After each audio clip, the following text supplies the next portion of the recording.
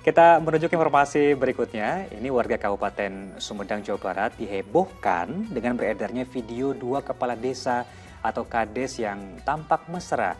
Meski sudah dilakukan pemanggilan oleh dinas terkait, tapi keduanya tak kunjung datang. Foto mesra bak sepasang kekasih ini ramai diperbincangkan warganet. Pasalnya, pria dan wanita ini merupakan kepala desa Ganjarsik dan desa Cikareo Selatan, Kecamatan Wado. Terlebih, keduanya masih memiliki pasangan masing-masing. Viralnya video tersebut yang diunggah sang kepala desa pria dikhawatirkan mencederai kredibilitas kepala desa. Ya betul, di wilayah Wado ya, itu salah satu desa lah. Kehilapan lah, mungkin itu masih diajar. Sebetulnya tidak seperti itulah. Pihak dinas terkait telah melayangkan surat pemanggilan kepada dua kepala desa yang bersangkutan untuk dimintai keterangan. Agun Gunawan melaporkan dari Sumedang, Jawa Barat. Wah, kita memang sudah pada porsi yang tidak boleh ngejudge sebelum ini pihak terkait yang melakukan pemeriksaan. Tapi Ustaz, kalau boleh diberi gambaran, kira-kira harusnya kita sebagai sosok pemimpin ini harusnya seperti apa Ustaz menampilkan gaya hidup sehari-hari di tengah masyarakat begitu. Ya, makasih Kak Jimmy. Memang saya juga tidak ingin mengejudge sebelum ada keputusan pihak yang berwenang ya. Tetapi begini, ada di dalam Al-Quran itu salah satu dua lah yang disebutkan dalam satu ayat, bahwa pemimpin itu setidaknya pertama harus memiliki ilmu atau wawasan. Wazadahu bastatan fil ilmi wal jism gitu. Jadi ada punya wawasan, punya ilmu, kemudian yang kedua punya kekuatan fisik yang bisa, kesehatan fisik yang bisa diandalkan untuk dia melaksanakan tugasnya. Artinya apa? Barangkali pemimpin-pemimpin yang melakukan hal-hal yang kemudian oleh masyarakat dianggap tidak baik dan tidak sopan itu, ya memang tidak punya wawasan tentang itu. Gitu. Artinya menurut mereka ini hal yang biasa-biasa saja. Padahal ya sebatas berduaan dengan istri orang lain, apapun ya, apalagi sampai kemudian tampak seperti mesra sekali, ya itu perlu dihindari karena secara agama pun itu tidak perlu dilakukan gitu. Anggaplah katakan memang ini kami sama-sama pemimpin desa yang kebetulan sedang ada acara, ada rapat, tapi kenapa tidak ada pihak ketiga, tidak ada pihak-pihak lain yang kemudian membuat alasan bahwa itu wajar. Tapi ketika itu ditampilkan berduaan, jelas saya kira menimbulkan tanda tanya di masyarakat. Nah ini menurut saya perlakuan-perlakuan yang semacam itu, atau kemudian ada lagi mungkin perlakuan yang memotong anggaran dan seterusnya, itu sangat boleh jadi penyebabnya adalah ketidaktahuan tentang hukum atau adab sopan santun dalam Islam gitu. Apalagi kalau jelas-jelas beragama Islam ya, berjilbab, berpakaian muslim dan muslimah, itu saya kira salah satu penyebabnya itu.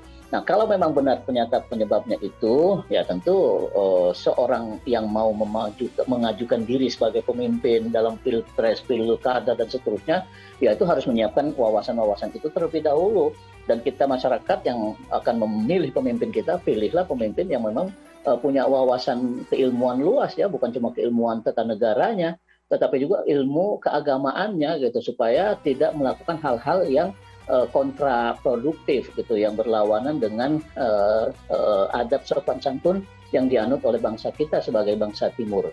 Gitu. Jadi kalau lihat syaratnya atau ketentuannya, salah satu yang disebut di dalam Al-Quran lebih dahulu itu adalah bastah fil ilmi, artinya punya ilmu, punya wawasan yang luas. Bukan sebatas kuat, bukan sebatas punya uang, bukan sebatas punya pengaruh pada masyarakat, tapi juga punya wawasan keilmuan. Karena berdasarkan ilmu itulah dia kemudian nanti bertindak gitu. Kalau dia tidak punya ilmu yang cukup, ya tindakannya tidak akan sesuai dengan apa yang menjadi tuntutan dalam agama kita. Saya kira gitu, Kak Jimmy. Masya Allah. Ini semoga kriteria pemimpin seperti yang Ustaz bilang tadi ya, salah satunya memiliki ilmu, memiliki wawasan, bisa juga kita terapkan meski belum dalam posisi memimpin. Nah, tapi bagi mereka yang sudah diberi amanah untuk memimpin Ustaz, jika mereka lalai atau tidak melakukan tugasnya dengan baik, kira-kira ada ganjaran tertentu tidak Ustaz? Sudah pasti ya, jangankan pemimpin, manusia biasa yang ya rakyat biasa ya, ketika melakukan sesuatu yang melanggar agama, baik itu secara sopan santun, secara akhlak, etika, moral ya, maupun secara syariah, ada hukum jinayat, ada hukum pidana dan seterusnya, itu semuanya kena gitu, kena peraturan itu.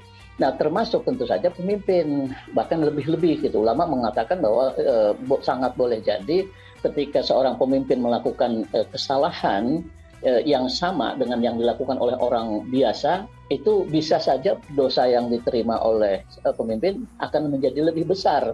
Karena dia pemimpin, efeknya itu bisa berpengaruh ke orang-orang yang dipimpinnya gitu. Berbeda dengan orang biasa yang memang ketika dia berbuat dosa, mungkin efeknya hanya dirinya sendiri atau katakanlah keluarganya. Tapi kalau pemimpin yang melakukan kesalahan, efeknya itu bisa lebih luas. Nah, karena itu sangat mungkin dosanya pun akan lebih besar.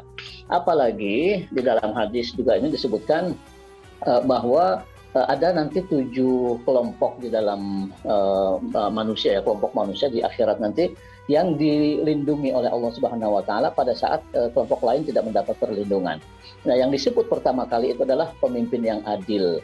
Nah, kita bayangkan disebutnya itu kan saya kira sudah indikasi yang kuat bahwa seorang pemimpin memang harus adil, karena apapun yang dilakukan oleh pemimpin terkait dengan tugasnya itu pasti akan berpengaruh secara luas kepada masyarakat. Nah, karena itu Allah memberi tempat khusus gitu, bahwa Allah juga mengingatkan sejak awal gitu, seorang pemimpin harus adil, harus amanah dan seterusnya. Nah, kalau sudah begitu, kalau umpamanya sudah jelas ada ketentuan semacam itu, tapi masih ada pemimpin yang tidak adil, tidak amanah, bagaimana? Ya, jelas sekali dalam ayat-ayat Al-Quran itu disebutkan bahwa orang yang berkhianat dalam hal ini ya, kalau pemimpin tidak adil artinya kan dia khianat, tidak amanah. Itu salah satu ayat berbunyi, Innallaha la yuhibbul khainin. Allah tidak menyukai orang-orang yang berkhianat. Jadi kalau sudah Allah tidak menyukai, itu artinya kan kita dibenci oleh Allah. Kalau kita sudah dibenci, nanti yang menangkap kita mengambil peluang bahwa ini ada orang yang sedang dibenci oleh Allah, tidak disukai oleh Allah, itu nanti yang menangkap peluang itu setan. Artinya kita akan semakin diberi masukan-masukan oleh setan. Udahlah, kamu udah dibenci sama Tuhan, sini aja gabung sama saya. Artinya nanti setan akan terus membisikkan dia untuk semakin berbuat berbuat buruk. Nah, makanya kemudian ketika kita terjerumus, tergoda melakukan satu perbuatan yang tidak baik, sekecil apapun, apalagi posisi sebagai pemimpin, itu seharusnya kita segera menyadari, ya kalau memang ada diminta untuk bermusyawarah dengan dewan umpamanya, ya kita hadir dan kita terima masukan-masukan. Itu salah satu bentuk untuk kita tidak semakin didekati oleh setan, supaya kita tidak dimusuhi oleh Allah. Ini dari sudut pandang agamanya semacam itu gitu. Dengan kita mengakui bahwa kita salah karena sudah berbuat sesuatu yang menyalahi tugas sebagai pemimpin, khianat, tidak amanah gitu ya. Lalu kita mengakui semua itu di hadapan rakyat yang kita pimpin, insya Allah kemudian Allah akan lebih memudahkan kita untuk jalan berikutnya gitu. Bukan kemudian kita semakin jauh dari Allah, tapi akan semakin dekat.